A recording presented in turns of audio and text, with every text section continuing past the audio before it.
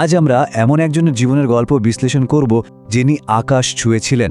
আমরা কথা বলছি এপিজে আব্দুল কালামের জীবনের একদম শুরুর দিনগুলো আর তার পরিবারের অবিশ্বাস্য ত্যাগের গল্প নিয়ে। একটু কল্পনা করা যাক, সমুদ্রের ধারের ছোট্ট একটা শহর, ভোরের বাতাসে ভেসে আসছে নোনতা গন্ধ, আর ঠিক সেখানেই বৃষ্টির পানিতে ফুটো হয়ে যাওয়া টিনের চালের একটা ছোট্ট ঘর।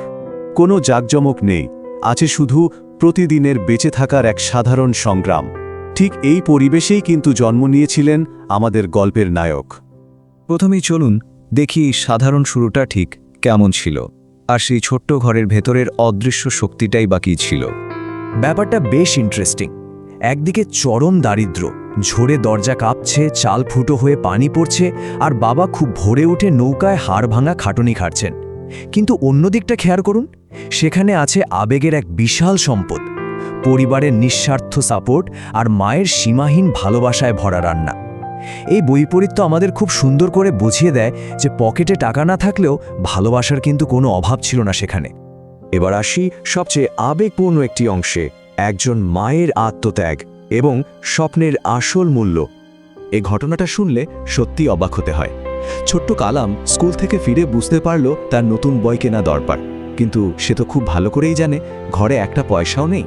তখন মা আশিয়াম্মা কি করলেন জানেন? তিনি সবার ঘুমিয়ে পড়ার অপেক্ষা করলেন, এরপর নিজের হাতের পুরনো সোনার চুড়িটা বিক্রি করে দেওয়ার এক কঠিন সিদ্ধান্ত নিলেন। আর ম্যাজিকের মতো পরের দিন সকালেই কালামের হাতে পৌঁছে গেল নতুন বই। একজন মা তার সন্তানের ভবিষ্যতের জন্য কত নীরবে, কত দ্রুত এমন একটা কাজ করতে পারেন, এটা তারই একটা অসাধারণ প্রমাণ। মা কিন্তু শুধু বইগুলো হাতে দিয়েই থেমে যাননি। তিনি বলেছিলেন, স্বপ্ন কখনো টাকার কাছে হারতে দেওয়া যায় না।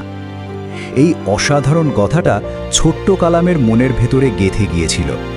ব্যাপারটা পরিষ্কার, স্বপ্ন দেখার অধিকার সবার আছে, পকেটে টাকা থাকুক বা না থাকুক। মায়ের এই আত্মত্যাগ থেকে একটা খুব গভীর উপলব্ধি আসে। পরিবার বলতে আসলে কি বোঝায়? এটা শুধু রক্তের সম্পর্ক নয়। পরিবার মানে হলো সেই মানুষগুলো যারা হাসি মুখে নিজের সুখ বিসর্জন দেয় শুধু অন্যের ভবিষ্যৎটা গড়ে দেওয়ার জন্য। এটা শুধু এক ছাদের নিচে থাকা নয়, বরং একে অপরের জন্য জীবন বাজি রাখার নাম।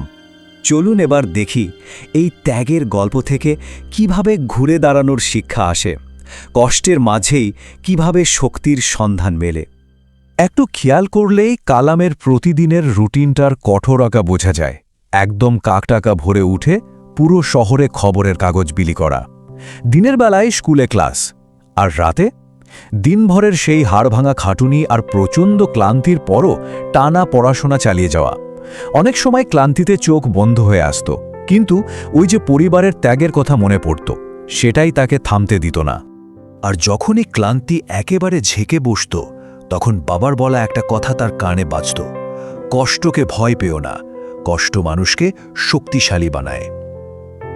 একজন সাধারণ নৌকার মাঝি হয়েও বাবা জৈনুল আবেদিন জানতেন, জীবনের এই কঠিন সময়গুলোই আসলে একজন মানুষকে ভেতর থেকে সবচেয়ে বেশি মজবুত করে।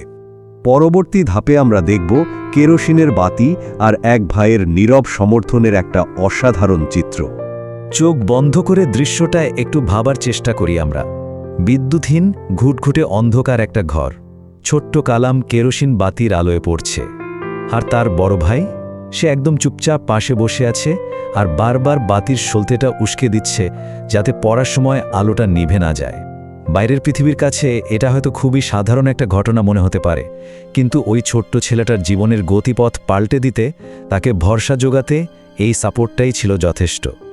এভাবেই শুরু হয় মহত্বের দিকে সেই অবিস্মরণীয় যাত্রা, ওই ফুটো চালের ঘর থেকে সোজা ভারতের রাষ্ট্রপতি ভবন পর্যন্ত।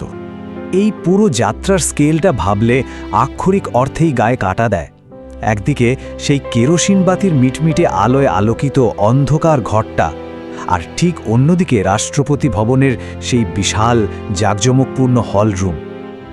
এটা একদম প্রমাণ করে দেয় যে আসল শক্তির উৎস বাইরের চাকচিক্য নয়, বরং ওই ছোট্ট অন্ধকার ঘরটার ভেতরেই লুকিয়েছিল। সবচেয়ে মজার ব্যাপার কি জানেন? সাফল্যের একদম চূড়ায় পৌঁছেও এপিজে আব্দুল কালাম কখনো ভোলেননি তার শক্তির আসল ভিত্তিটা কোথায় ছিল। তিনি কিন্তু কোনো দামি ল্যাবরেটরি বা নামি দামি ইউনিভার্সিটির কথা বলেননি। তিনি পরিষ্কার বলেছেন, আমার জীবনের সবচেয়ে বড় শক্তি ছিল আমার পরিবারের বিশ্বাস। তাহলে চলুন এবার দেখি এই পরিবারের শক্তি বিষয়টা আমাদের জীবনের সাথে কিভাবে যুক্ত। মানুষ কেন ভেঙে পড়ে আর কিভাবে আবার ঘুরে দাঁড়ায়। বাস্তবতা হলো, আমাদের সবার জীবনেই এমন কিছু সময় আসে যখন মাঝপথে হাল ছেড়ে দিতে ইচ্ছে করে। সেটা হতে পারে চরম আর্থিক সংকটের কারণে, অথবা ব্যর্থতার বিশাল চাপের কারণে, কিংবা একদম একা হয়ে যাওয়ার অনুভূতির জন্য। এই সমস্যাগুলো কিন্তু আমাদের সবার খুব পরিচিত, আর এগুলো খুব সহজেই একটা মানুষকে ভেতর থেকে একেবারে দুমড়ে মুচড়ে দিতে পারে। ঠিক এই জায়গাটাতেই পরিবার একটা বিশাল ঢাল হয়ে দাঁড়ায়।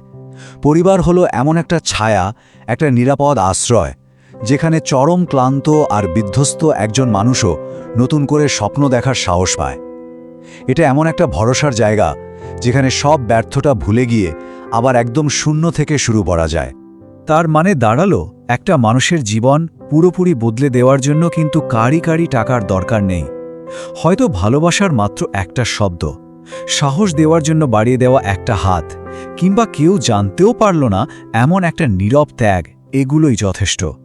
এই ছোট ছোট সাধারণ কাজগুলোই আসলে একটা জীবনের পুরো গল্পটা পাল্টে দেয়।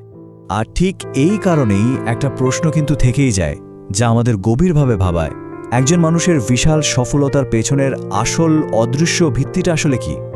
আমরা তো সবসময় শুধু উপরের চাকচিক্য বা বড় বড় মেডেলগুলো দেখি, কিন্তু পেছনের মূল খুঁটিগুলো তো প্রায়ই আমাদের চোখের আড়ালেই থেকে যায়, তাই না? আজকের এক্সপ্লেনারের একদম শেষে এই শক্তিশালী কথাটা একবার মনে করিয়ে দিতে চাই। একজন মানুষের সফলতার পেছনে শুধু তার পরিশ্রম নয়, পরিবারের নীরব ত্যাগও লুকিয়ে থাকে। এই কথাটা প্রতিটি সাফল্যের গল্পের পেছনে থাকা সেই অদৃশ্য নায়কদের প্রতি আমাদের শ্রদ্ধা বাড়িয়ে দেয়। আজকের আলোচনা শেষে শুধু এইটুকু ভেবে দেখার অনুরোধ রইল, পৃথিবীর প্রতিটি সফল মানুষের অর্জনের পেছনে ঠিক এমন কত মানুষের নীরব ত্যাগ লুকিয়ে আছে।